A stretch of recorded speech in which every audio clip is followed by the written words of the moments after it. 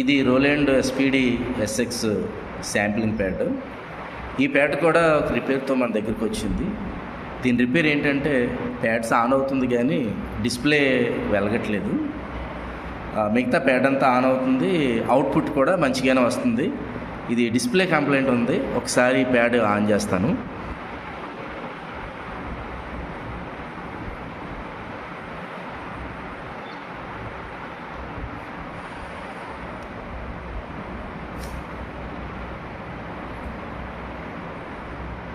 Okay, pad on అయింది చూడండి మీరే.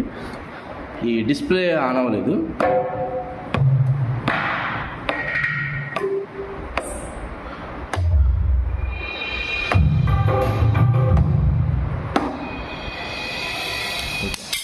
ఈ ప్యాచ్లన్నీ కూడా మంచిగా పలుకుతున్నాయి, అంతేకాదు లైట్లు కూడా అన్నీ మంచిగా వెలుగుతున్నాయి. కానీ ఈ డిస్ప్లే ఒకటే వెలగట్లేదు.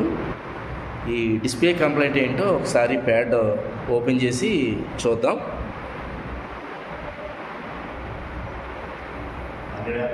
ఎస్ఎక్స్ ఇప్పుడు ఈ ఎస్ఎక్స్ ఓపెన్ చేసి చూస్తున్నాం. ఈ ఇన్సైడ్లో ఈ ఎస్ఎక్స్కి ఈ మెయిన్ బోర్డ్లో కంప్లైంట్ ఉంది. దాని కొరకే అది డిస్ప్లే ఆన్ అవ్వట్లేదు.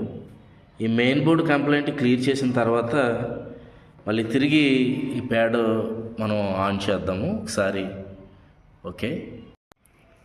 ఓకే, ఇప్పుడు ఈ SX pad inside board complaint clear అయ్యింది.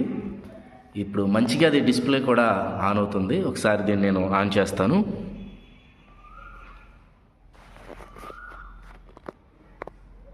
ఓకే,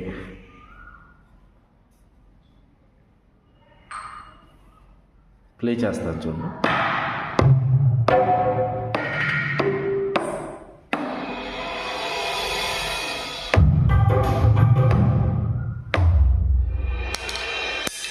ఇప్పుడు ఇది మంచిగా ఉంది ఈ ఎస్ఎక్స్ ప్యాడ్. డిస్ప్లే కూడా అది చాలా మంచిగా పనిచేస్తుంది. ఓకే,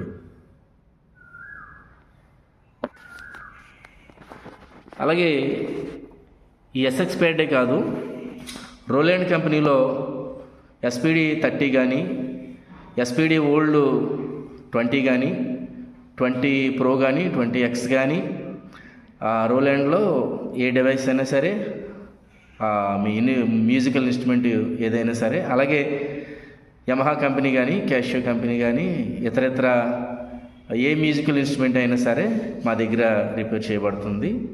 మీరు ఏ ప్రాబ్లం ఉన్నా సరే, అది బోర్డు కంప్లైంట్ అయినా, అది డిస్ప్లే కంప్లైంట్ అయినా, ఏదైనా సరే చేయడానికి మా దగ్గర ఎలాంటి అభ్యంతరం లేదు.